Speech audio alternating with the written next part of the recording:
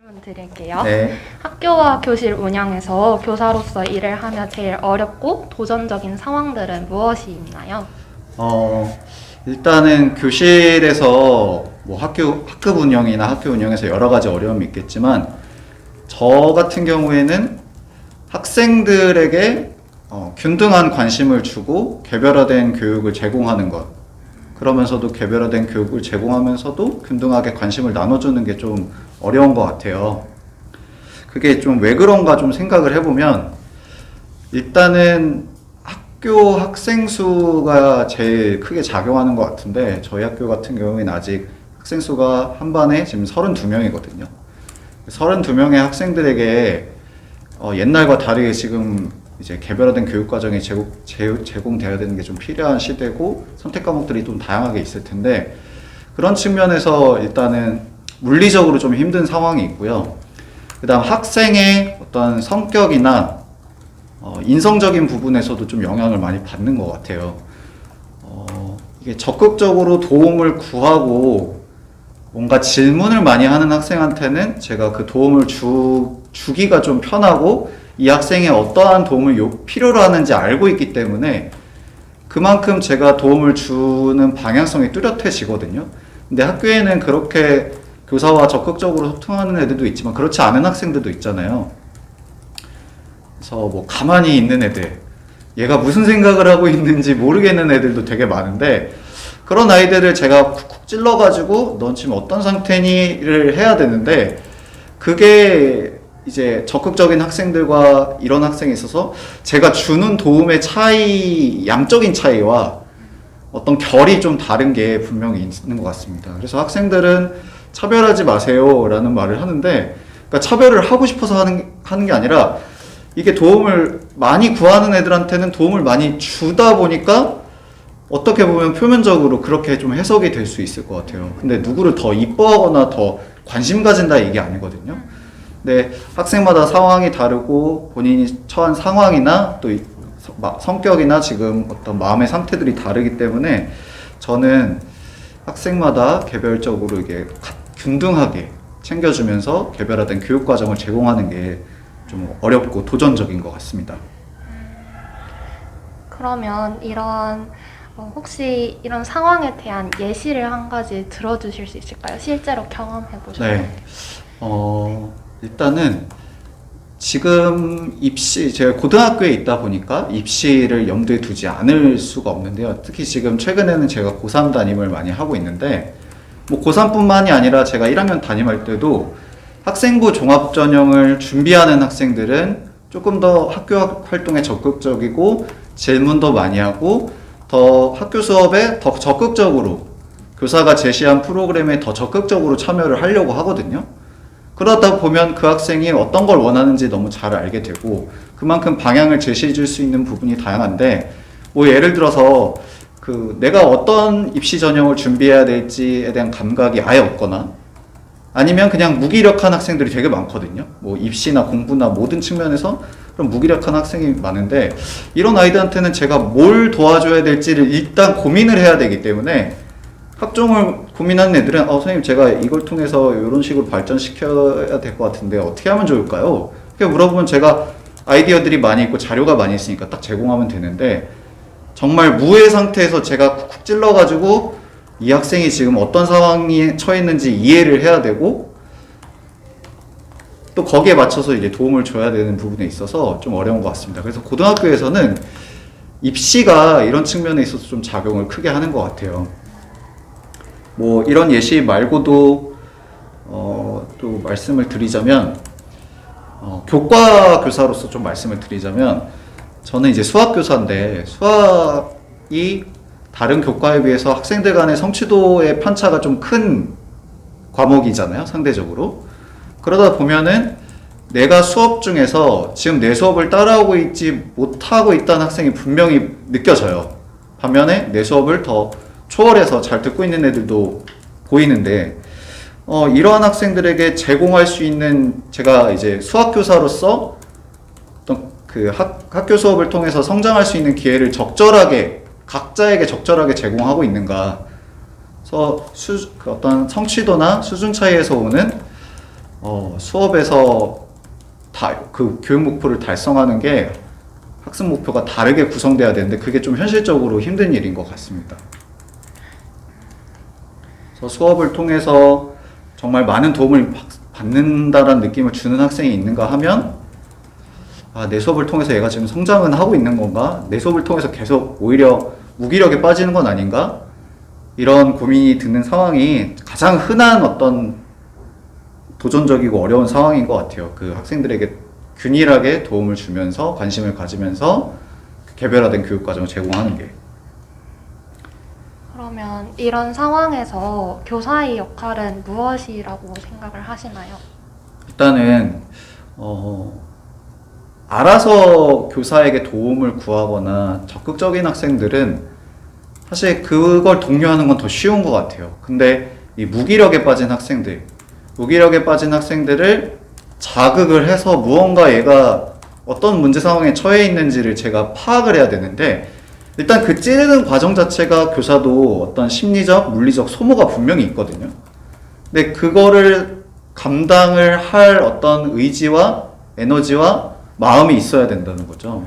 그렇지 않으면 그냥 무기력한 학생은 그냥 그대로 방치되고, 이제 학교에서 도움을 얻는 애들은 더 잘 도움받고 이런 식으로 되는 것 같습니다. 그래서 이게 뭐 여러 가지 시스템적인 부분의 해결 방법의 접근도 필요하겠지만, 교사 개인이 감당해야 되는 어떤 좀 성직관적인 부분이 없지 않아 있는 것 같습니다. 그래서 학생에게 무기력한 학생들이나 어떤 도움을 구해야 되는지 모르는 학생들에게 그 학생들을 자극해서 어떤 상황인지를 파악해야 되는 게 교사의 역할인 것 같고, 그 파악한 다음에 적절하게 학생에게 맞는 도움을 주는 게 필요하겠죠. 그게 어떤 학교 생활의 어떤 인성적인 문제일 수도 있고, 진로 문제일 수도 있고, 교과 수업을 따라가는 문제가 될 수도 있고, 입시를 준비하는 문제가 될 수도 있는데, 이 학생이 당장 급하게 처해 있는 문제가 뭔지 자체를 모르니까 그 상황을 이해하려는 게 이 문제를 해결해 나가는 데 있어서 가장 교사의 역할의 첫 번째 출발점인 것 같습니다. 그러면 추가 질문인데요. 네. 실제로 그렇게 문제를 해결해 보신 경험이 있을까요? 학생들에게 다가가서 이렇게 이야기를 해보고 하신 경험을 말씀해 주시면. 일단은 이 무기력한 학생들을 방치한 건 아닌가라는 자괴감은 항상 드는 것 같아요. 그런 죄책감은 항상 드는 것 같은데, 그래도 이런 학생들이 작은 관심에 더 큰 감동을 받는다는 걸 저는 많이 경험했거든요. 근데 그 작은 관심이라는 게 진짜 별거 아니에요.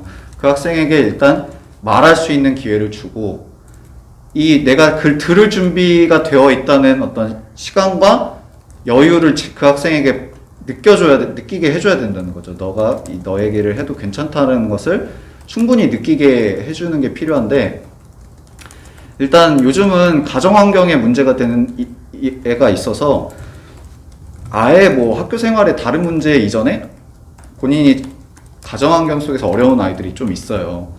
뭐 그게 어떤 재정적 어려움뿐만 아니라 부모님의 관계나 뭐 여러 가지 복잡한 문제들이 있을 텐데, 이건 이제 담임교사로서도 좀 접근하기 어려운 부분도 있거든요. 뭐 예를 들면 학생이 좀 우울증을 앓는다든가, 이런 학생들은 어떤 전문적인 도움이 조금 더 필요하기 때문에 학교에 상담 선생님이 대부분 있을 텐데, 그런 선생님께 반드시 이런 상황을 공유하면서 어떻게 이 아이의 문제를 해결해 나가야 될지 같이 고민하고 있습니다. 그래서 상담부의 도움을 많이 받아서 이 학생이 학교를 어떻게 무사히 다니고 또 나름대로 자기 길을 어떻게 찾아 나가야 될지 같이 고민하는 게 일단은 일반적인 것 같습니다. 이제 많은 선생님들이나 이제 사범대생들에게 임용고시를 준비하면서도 뭐 이런 농담이 있어요. 그 2차 면접 때 동료 장학 얘기하면 다 얘기할 수 있다. 그래서 어떤 학교 생활에 문제가 처해 있든지 간에 여러 이제 선생님들의 의견을 잘 도움을 받고 같이 해결해 나가는 게 학교 공동체로서 좀 유익한 것 같습니다. 디테일하게 개인적인 그 학생의 상황을 얘기하기엔 좀 어려울 것 같아서 조금 일반적으로 얘기를 했어요. 네, 감사합니다. 그러면 방금은 학생들을 대하는데 어떤 문제 상황을 이야기해 주셨잖아요. 혹시 제가 그냥 개인적으로 궁금한 건데 교사들 간에 어떤 상호작용을 하는데 어려움을 겪는 경우도 있나요? 네네, 있죠. 종소리가 나는 아주 리얼리티. 교사들 간의 상호작용이 어려운 경우 많죠. 모든 집단이든지 간에 상호작용의 어려움은 있는 것 같은데, 일단은 대부분의 이제 대한민국 교사들은 그래도 나름대로 체제의 수능적인 속성이 좀 강한 편이고, 나름대로 본인들이 성취를 경험한 사람들이 많거든요. 그래서 그 성취 속에서 뭐 사람들과 소통하는 탄력성을 얻기도 하겠지만, 반대로 내가 이런 방법으로 성취를 해왔고 내가 잘 해왔는데 라는 어떤 삶의 경험들이 누적되면서 이게 좀 고착적인, 좀 배타적인 가치관이 형성되는 부분도 없지 않다고 생각하거든요. 예, 다 나름대로 어느 정도의 성취가 있으신 분들이라서 그래서 이게 성취하는 방법에는, 성장하는 방법은 여러 가지가 있을 텐데, 그런 면에서 좀 학생을 지도하는 방식이나 교육 철학 이런 부분들이 좀 다른 것 같습니다. 교육학에서는 이제 노동관, 성직관 이런 얘기를 하잖아요. 근데 저는 그게 진짜 학교 현장을 이해할 때도 교사들 간의 갈등의 가장 주요한 요소가 된다고 생각을 하거든요. 예를 들면 내가 담임교사로서 학생들에게 뭔가를 해주고 싶어요. 뭐 예를 들어서 제가 1학년 담임할 때 한창 이제 3월에 애들 어색어색하면서 이제 관계 형성을 할 때 한 3, 4월쯤에 이제 벚꽃이 피잖아요. 그래서 애들 데리고 이제 여의도 같은 데 가가지고 그냥 소풍 시켜주고 그런 걸 했었거든요. 근데 이제 그러면 이렇게 되는 거죠. 그 아이들이 막 사진 찍어서 올리고 다른 반한테 자랑하고 이러면 선생님 왜 우리 반은 안 가요? 그런 반이 무조건 생기거든요. 그러면 그 반 담임 선생님은 갑자기 애들한테는 게으른 교사, 나 관심 없는 교사 이렇게 돼버리는 거죠. 저 때문에. 아니 그게 가는 게 의무도 아니고 뭐 교육과정에 있는 것도 아니고 그냥 담임교사의 재량으로서 활동한 건데, 그런 활동이 이게 모든 학생들에게 똑같이 제공되지 못한다는 부분에 있어서 좀 갈등이 생기는 경우가 많습니다. 아니 교사가 학생들에게 저런 기회도 주는구나, 같이 노는 시간도 보기 좋게 보시는 분들이 있는가 하면, 아니 너희 반 때문에 우리 반 애들이 그런다 하고 부정적으로 보는 분들도 계시죠. 그래서 사실은 제가 마치 사기업에서도 어떤 노사 간 갈등이 있잖아요. 노동자의 입장에서 일을 한다기보다 사측이라고 하죠. 사측의 입장에서 내가 열심히 해서 내가 성과를 내겠다 이런 식으로 하게 되면 노사 갈등을 해결하는 데 있어서도 분명히 그 노동자 간의 어떤 결합? 그런 게 좀 어려울 수 있다고 생각이 들거든요. 근데 교사도 분명 일종의 직업인이고 직장인이거든요. 물론 성직적인 부분을 이 사회에서 강조하고 있고 그러고 있지만, 교사도 어떤 돈을 버는 사람이에요. 근데 돈을 버는 사람인데 그 일을 더 해야 된다라는 의무를 준다는 것도 분명히 문제가 되는 부분이 있죠.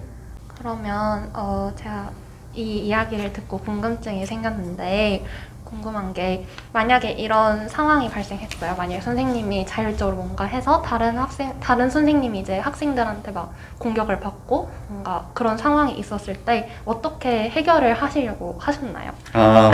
네, 어렵습니다. 그러니까 교과 수업에서 비슷한 상황 벌어지거든요.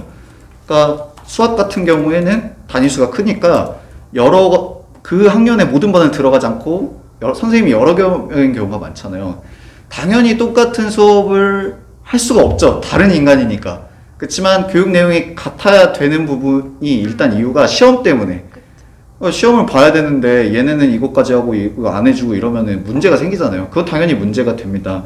근데 이런 부분에 있어서 가장 기본적인 건 서로 간의 신뢰, 소통인데, 되게 추상적이고 일반적이고 진부한 솔루션이긴 하지만 이게 가장 큰 요소라고 할 수 있을 것 같아요. 항상 문제가 되는 부분은 얘기하지 않고 해서 문제가 되는 거거든요. 내가 내 수업이니까 내 마음대로 수업해버릴래. 내가 이거 애들 중요하니까 알려줄래.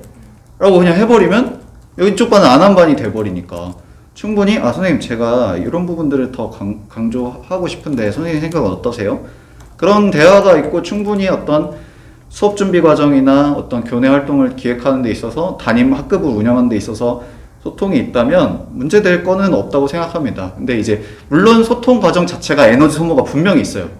분명히 있지만 그 과정이 일단 필수적이라는 거. 그러니까 얘기하지 않아서 생기는 문제들이에요, 다. 그래서 얘기를 해야 되겠고, 일단은 조금 더 거시적인 차원에서 보면은 학교 분위기가 전 중요하다고 생각하는데, 학생들을 위해서 무언가 더 하는 게 분명히 단점이 될 수도 있죠. 어떤 노동관적인 관점에서 다른 교사들이 상대적으로 마치 열심히 안 하는 것처럼 비춰질 수 있으니까 실제로 그런 게 아닌데, 교사마다 그 학생들에게 제공할 수 있는 도움이 다를 거거든요. 교사도 인격체가 다르고 특기사항이 다 다르니까, 같은 교과라도. 그러니까 그 교사마다 학생들에게 도움 줄 수 있는 영역이 다르다는 걸 좀 인정을 하고, 뭔가 학생들에게 더 해주려는 거를 조금 장려하는 분위기여야 이런 데서 갈등이 안 생기지, 교사가 학생들을 위해서 뭔가 새로운 것, 기존에 하지 않았던 것을 하려고 할 때, 쟤 또 일 벌린다. 이런 어떤 학교 분위기라면 대화 자체가 어렵죠. 일단 그 말을 꺼내기가 어렵고 그냥 포기하는 경우가 많을 것 같습니다. 그러면 이러한 문화를 만들기 위해서, 일종의 문화를 만들기 위해서는 어떤 노력이 필요할까요? 그러니까 개인적인 노력이 필요할까요? 아니면 뭔가 학교장이 주도를 해서 이런 거를 문화를 형성한다 하는 게 필요할지 의견이 궁금합니다. 네, 이것도 답을 딱 일반화해서 구체적으로 얘기하기 좀 어려운 문제죠. 근데 일단은 관리자의 어떤 마인드가 되게 중요하게 작용하는 건 사실이에요.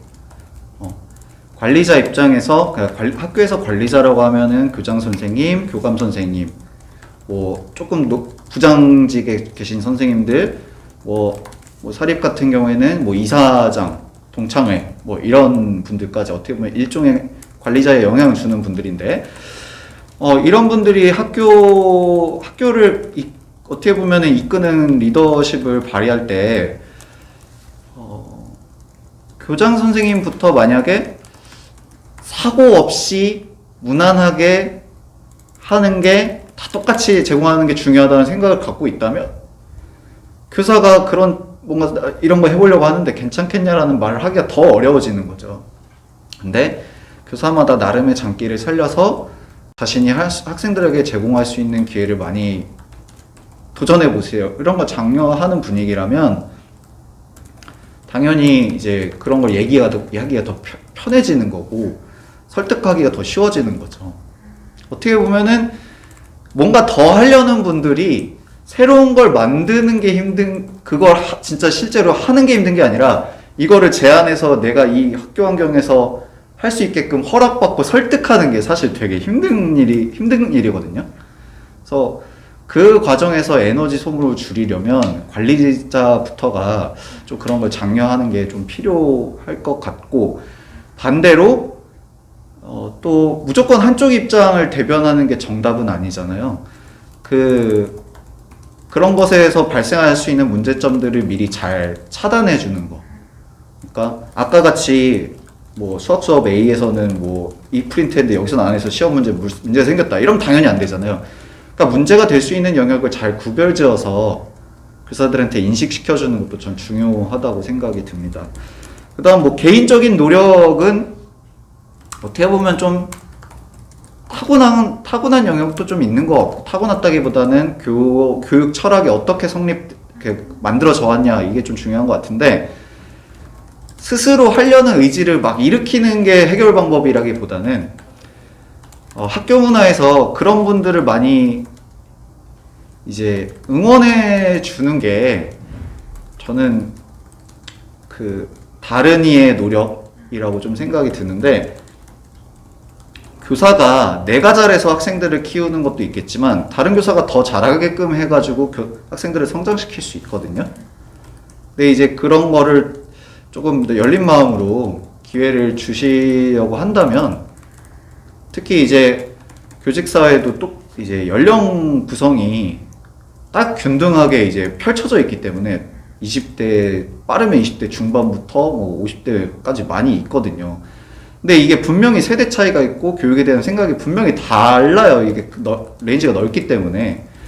그래서 특히 이제 좀 젊은 선생님들이 뭔가 새로운 시도를 하려고 하고 옛날에 하지 않았던 걸 하려고 할 때, 당연히 경력이 있고 경험 많으신 입장에서는 걱정이 되는 부분도 있을 텐데, 이 새로운 시도를 하는 선생님들을 많이 응원해주고, 반대로 젊은 선생님은 무조건 옛날 방식의 교육 방식이 어떤 뭐 틀렸다, 오래됐다, 구식이다 이렇게 바라볼 게 아니라 그 경험에서 오는 게 뭔지를 좀 이해하려는 태도, 그러니까 이런 세대 간에 이해하려는 태도도 좀 중요한 것 같습니다. 이거 아마 대부분의 기업에서도 고민하는 문제일 거고요. 그런 사회적 문제에, 사회적 상황에 이제 딱 맞게 나온 인기 있는 책이 그 90년대생이 온다, 그 책이잖아요. 똑같아요. 교사도 90년대생 교사랑 60년대 교사, 70년대 교사 다르거든요. 네. 그런 서로 간의 이해가 좀 중요한 것 같습니다. 감사합니다. 그러면 이번 질문으로 갈게요. 코로나 상황 속에서 특히 학교나 교실 운영에서 제일 어렵고 도전적인 상황들은 무엇이 있나요? 일단 학생들의 안전, 방역, 요 문제가 제일 어려운 문제였죠. 뭐 심각하게는 학생들의 생명까지도 연결될 수 있는 문제고, 그리고 학습 결손으로 이어질 수 있는 어떤 크리티컬한 상황이 발생할 수 있기 때문에 이런 부분이 제일 어려웠던 것 같습니다. 그래서 방역 문제, 그걸 항상 지도해야 되고 항상 이제 유의시켜야 되고, 그나마 이제 고등학생들이니까 좀 말이 통하고 서로 조심하거든요. 근데 이런 건 초등학교에서 되게 지도하기 힘들 것 같아요. 마스크 잘 써라, 손 잘 씻어라, 이런 게 사실 이런 생활 지도들이 끝이 없거든요. 계속 말하고 계속 글씨로 알려주고 계속 반복해야 애들이 인식하고 거기에 맞춰서 행동하려는 게 있고, 또 그거를 독려하기 위해서는 어떤 게 필요할까, 또 이런 고민들이 있어야 되기 때문에 일단 방역과 안전에 관한 문제를 신경 쓰는 게 제일 좀, 처음에는 이것도 코로나 상황이 이제 많이 윗 코로나 해가지고 좀 보편화되고 조금 더 느슨해진 게, 옛날보다 느슨해진 게 있긴 한데, 처음에는 진짜 학교에서 막 서로 말도 안 해야 될 것 같은 분위기가 처음에 있었어요. 그래서 그런 상황 속에서 학생들 간의 어떤 소통을 자극하면서 안전에 위배되지 않으면서, 근데 그 안전을 생각하다 보면 또 교육 활동이 제한되는 게 되게 많을 수 있거든요. 그런 것들 제약 조건을 최대한 없애면서 이제 안전을 도모한다는 게 조금 그게 가장 이제 신경 쓰였던 문제였습니다. 그래서 계속 방역 신경 쓰고 뭐 마스크 쓰고 이런 방역 수칙 지키는 생활 지도가 좀 어려운 문제였고, 그다음 두 번째는 수업에서 당연히 이제 온라인 수업이 보편화가 많이 이제는 됐지만, 그 당시 이제 딱 코로나가 유행하고 그해 막 3월이 대학교들은 이제 3월을 막 학기 좀 그 개강을 미루고 그랬던 3, 4월이 있었잖아요. 그때 막 4월 이때 그냥 갑자기 온라인 수업을 하래요. 대뜸 온라인 수업을 하라고 해가지고 온라인 수업을 거의 해본 적이 없는데, 대부분 선생님들은. 그래서 부랴부랴 뭐 영상을 찍고 줌에 대해서 배우고, 저는 처음에 수학교사니까 이게 칠판을 안 쓰고 어떻게 수업을 하지? 처음에 그게 진짜 난감했거든요. 그래서 처음에는 EBS처럼 칠판을 촬영하고 전 칠판에다 글씨를 쓰는 방식으로 되게 올드하게 했어요. 근데 그것도 나중에 한계가 있어가지고 결국에는 이제 아이패드가 준비되니까 그때 이제 아이패드로 화면 공유를 하면서 하게 됐는데, 그것 또한 또 한계점이 있거든요. 근데 어쨌든 처음에 덩그러니 갑자기 온라인 수업을 하라고 했을 때 되게 힘들었고, 그리고 온라인 수업에서 분명히 제약되는 부분이, 현실적으로 가장 제약되는 부분은 학생들이 정말 참여를 잘 하고 있는지를 체크하는 게 어려워요. 근데 교실에 있으면 그 교실 분위기나 공기, 학생들의 어떤 아우라 이런 것들이 잘 느껴지는데 그냥 화면 디디디디디 이렇게 그리드로 있는데 얘가 지금 어떤 생각을 하고 있고 지금 자는 건가 뭐 듣고 있는 건가 지금 잘 이해를 하는 건가 재미있게 하고 있는 건가 이런 것들이 잘 느껴지기가 좀 어렵거든요. 그래서 수업을 준비하고 애초에 수업을 기획하고 수업 방법에 대한 고민, 학생들이 효과적으로 지금 그 학습 목표를 달성하고 있는지에 대한 피드백이 어려웠기 때문에 처음에는 좀 어려웠던 것 같지만 또 반면에 좀 적응될수록 온라인 수업이 갖고 있는 어떤 장점들을 많이 살릴 수 있는 게 뭘까 좀 고민을 했던 것 같아요. 그래서 일단은 화면을 공유를 하면서 할 때 실제적으로 교사가 뭐 만약에 수학 문제를 푼다고 한다면 그 수학 문제를 어떤 식으로 정말 학생의 입장이랑 화면이 똑같은 거잖아요. 그 문제를 어떻게 접근하는지, 그 문제를 분석할 때 어떻게 접근하는지 이런 것들을 좀 현실적으로 좀 더 보여줄 수 있었던 것 같고, 그리고 이제 영상을 이제 저장을 하면은 반복적으로 볼 수 있으니까 그런 점에서도 또 장점이 있었고, 그 다음에 온라인으로 수업을 하면은 여러 가지 컨텐츠를 활용하기가 좋긴 한 것 같아요. 그래서 여러 가지 할 수 있고, 학생들이 처음에는 학생 참여가 되게 어려웠는데 학생이 발표하고 학생이 화면에다가 글씨를 쓰게끔 하고 이런 것들도 익숙해지다 보면 또 그게 되더라고요. 그러면 뭔가 이렇게 학생들이 참여할 수 있게끔 하면 뭔가 서로 피드백이 오가는 게 느껴지나요? 네, 처음에는 그런 피드백이 오가는 게 되게 잘 안 되는 것처럼 느껴졌는데 그래도 이제는 조금 얘가 지금 듣고 있구나, 얘가 뭐 좀 참여하고 있구나 뭐 이런 건 좀 느껴지긴 하죠. 근데 그것도 이제 실시간 화상 수업이랑 저장한 영상을 올려서 확 보게 하는 거랑 또 그게 다르거든요. 이게 학교마다 좀 분위기가 다를 거예요. 저희 학교 같은 경우에는 처음에는 영상 녹화한 거를 올리는 것도 아무튼 그냥 해내기만 하면 됐거든요. 일단 온라인 수업에 처해졌으니까. 근데 지금은 가능하면 실시간 화상으로 하게끔 권장을 많이 하세요. 근데 뭐 그런 방식이 분명히 한계점도 있을 텐데 반대로 이게 영상을 올리면 얘가 정말 잘 본 건지 아니 집에서 틀어만 놓은 건지 확인하기는 어렵잖아요. 그러면 계속 또 과제를 구해야 되고 또 되게 웃긴 게 교무실이 상담센터 같이 막 콜센터 같이 막 아침에 전화를 막 하는 장면이 되게 많았어요. 애들이 지금 막 늦게 들어오고 뭐 지금 막 수업에 늦게 들어오고 이러니까 전화해가지고 야 너 왜 안 들어와 빨리 들어와 그러니까 다들 그러고 있으니까 무슨 콜센터 마냥 그런 적이 있었는데 실시간 수업에서 좀 그런 어려움이 있었던 것 같습니다. 감사합니다. 질문은 여기까지인데요.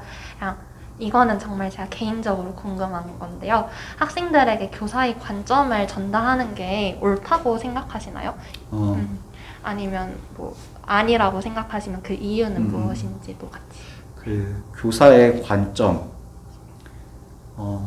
일단은 어떤 영역이냐에 따라서 좀 다를 것 같은데, 뭐 가장 흔하게 논란이 되는 부분이 어떤 정치적 관점이잖아요.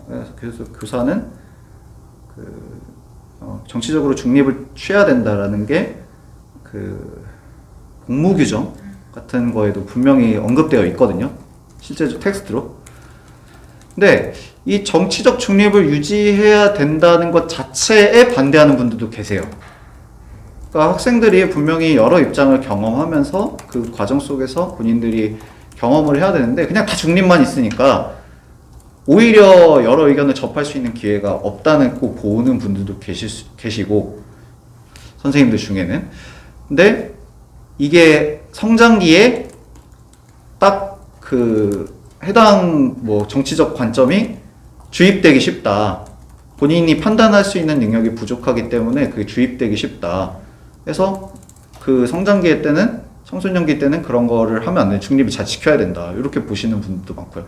현재는 후자가 더 이제 여론에는 더 보편적이기 때문에 그런 복무 규정이 아직도 뚜렷하게 있는 거죠. 그래서 그런 정치적 문제를 이제 뭐 저는 수학교사니까 사실 크게 뭐 얘기할 일은 거의 없는데 역사 교과나 뭐 또 국어 교과에서도 분명히 현대문학 이런 거 얘기하면 분명히 그게 우리의 사회고 우리의 삶이잖아요. 우리가 처해 있는 상황들을 이해하고 이 사회를 이해하기 위해서는 어느 정도 얘기가 필요한데 그게 자칫 어떤 관점이 바뀐다 이렇게 좀 오해되거나 아니면은 확장해서 좀 해석될 수 있는 여지가 좀 있죠. 그래서 정치적 영역에 대해서는 좀 문제가 많은 것 같은데 제 의견은 어느 정도 중립은 지키지만 각각의 입장이 어떤지는 최대한 경험시키는 게 좀 필요할 것 같아요. 그래서 뭐 흔히 이제 러프하게는 우리가 이제 진보 보수 이렇게 얘기를 하잖아요. 그러니까 이러한 사회 문제에 대해서 보수 단체들은 왜 이걸 이렇게 바라보고 어떤 근거를 대고 있고 또 진보 단체들은 어떻게 바라보고 있고 어떻게 문제 해결 방안을 생각하고 있고 여러 관점을 경험시키는 게 저는 필요하다고 생각합니다. 그 경험 속에서 우리가 어떻게 잘 조화를 이루어 나갈 것인가를 고민하는 기회를 많이 제공하는 게 중요하다고 생각하는데 중립을 지켜야 되니까 그런 언급을 다 안 해야 된다 이런 건 좀 어떻게 보면 교육적인 기회를 좀 많이 막는 것 같아요. 어떻게 보면 안전을 위해서. 네, 제가 말한 것도 사실 위험하게 느껴지는 부분도 있을 거예요. 학생들 아까 말했던 것처럼 이 시기에는 학생들이 오해해서 곡해해서 이해할 수도 있고 아직 판단 능력이 떨어진다고 보는 분들이 충분히 계시니까 어느 정도 맞는 말도 있고 그래서 뭐 무조건 이래야 된다라고 제가 확정적으로 말하기는 어렵지만 가장 이상적으로 말하면 여러 관점을 경험하고 거기서 우리가 어떻게 조화롭게 문제를 해결해 나갈 것인가를 생각해 보게끔 하는 게 저는 중요하다고 생각을 합니다. 그다음 좀 다른 영역을 생각해 보면요. 예를 들어서 교과 영역에서 수학을 대하는 어떤 태도나 가치관, 수학이라는 학문에 대한 태도, 아니면 어떤 현상이나 문제들을 수학적으로 바라보는 관점, 수학적 사고의 과정, 체계, 사고의 틀 이런 것들을 전달함에 있어서 교사의 관점이 전달이 돼야죠. 교사의 관점이 전달이 돼야 되는 게 교육과정상에서도 맞고 학습 목표를 달성하는 데도 맞고 어떤 이제 예를 들면 수학이라는 것은 우리가 지금 보통은 이제 문제 푸는 학문으로 여겨지잖아요. 중고등학교 땐. 근데 사실 본질적으로는 그런 학문이 아니라 왜 이런 정의가 생겼고 이 정의 속에서 정의에 출발해서 이러한 정리를 어떠한 과정으로 추출할 수 있고 이 정리가 또 어떻게 활용될 수 있고 이러한 수학들이 또 어떻게 또 활용되는지 그리고 이런 상황에서 수학적 사고를 하는 방식이 어떤 건지 이런 것들을 접해야 되거든요. 그런데 그런 걸 접하지 못하고 그냥 문제 푸는 스킬만 접하고 이런 문제 푸는 것 자체에만 그 사고방식, 문제를 푸는 어떤 사고 전략만 배운다면 학생이 그 수학이라는 교과를 배우는 의미가 많이 퇴색되겠죠. 그래서 그 교과의 학습 목표, 좀 총론적인 학습 목표가 뭔지, 그러니까 수학적 사고력이라는 말을 하거든요. 수학적 사고력이 뭔지 모르잖아요, 학생들은. 근데 그 수학적 사고력을 기를 수 있게끔 여러 기회를 제공하고 이런 게 수학적 사고라는 걸 애들이 인식하게끔 그런 이제 관점의 전달이 교과 수업에서 좀 필요한 것 같습니다. 그래서 그 학문에 대한 좀 올바른 태도 이런 것들이 필요한 것 같고요. 물론 문제풀이도 중요하니까 문제를 푸는 상황 속에서 어떻게 생각을 해야 되는가 이런 접근도 필요하겠죠. 그래서 교과 수업 내에서의 어떤 관점의 전달은 이렇게 좀 얘기를 할 수 있을 것 같고요. 또 어떤 영역이 있을까요? 이 관점이라는 게